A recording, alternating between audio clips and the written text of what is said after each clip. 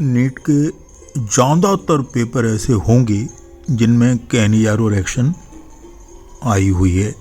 इतनी ज़्यादा important reaction है ये कैनियारो रिएक्शन। तो आप लोग जानते हो Cannizzaro reaction alpha hydrogen less aldehyde में होती है, यानी जिनमें अल्फ़ा हाइड्रोजन नहीं हो उनमें होती है। एल्डिहाइड की बहुत ही इम्पोर्टेंट रिएक्शन है जो एग्ज़ाम में आने के चांस बहुत ज़्यादा होते हैं। तो ये उनमें होती है जिनमें अल्फ़ा हाइड्रोजन ना हो, जैसे फॉर्मेल्डिहाइड, बेंजल्डिहाइड, ट्राईमिथाइल एसिटल्डिहाइड। पर स्टूडेंट आप लोग ये जानते हो कि कुछ ऐसे भी एल्डिहाइड हैं जिनमें अल्फ़ा हाइड्रोजन नहीं हैं, फिर भी उनमें ये रिएक्शन नहीं होती, और कुछ ऐसे भी हैं जिनमें है और उनमें हो जाती है।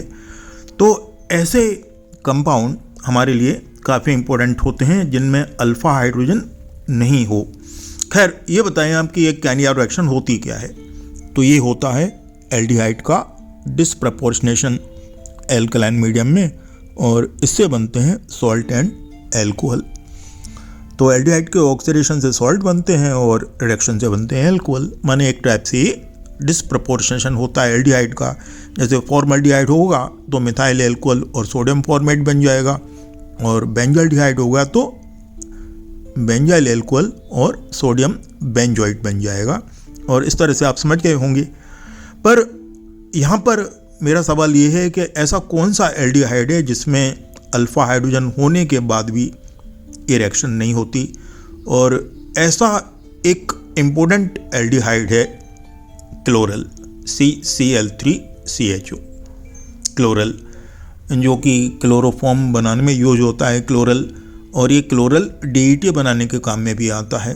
तो एक बड़ा इम्पोर्टेंट कंपाउंड है क्लोरल, जिसमें अल्फ़ा हाइड्रोजन होने के बाद भी कैनियारो रिएक्शन नहीं होती है।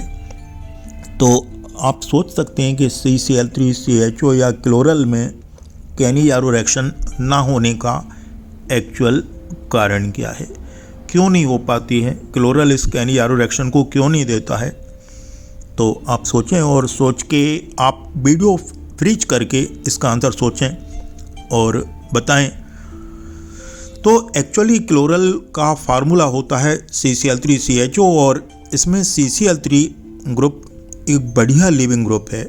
तो जब बेस अटैक करता है एल्डिहाइड पर तो CCl3 ग्रुप अल्फ़ा कार्बन को लीव कर जाता है और कन्वर्ट हो जाता है क्लोरोफॉर्म में।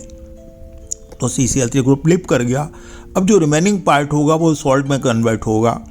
तो इस तरह जब क्लोरल रिएक्शन करता है बेस के साथ तो कैनियारो रिएक्शन नहीं होती है, उसके आगे बनता है क्लोरोफॉर्म और सॉल्ट। कैनियारो रिएक्शन दो अलग अलग एल्डिहाइड में भी हो सकती है, लेकिन ज़्यादा सिग्निफिकेंट नहीं है, और तब इसे कैनियारो रिएक्शन कहेंगे जब ये दो डिफरेंट एल्डिहाइड में होती है। तो ये सिग्निफिकेंट तब बनती है जब उनमें से एक हो फॉर्मेल्डिहाइड, माने दो में से एक फॉर्मेल्डिहाइड हो तो ये सिग्निफिकेंट बन जाती है।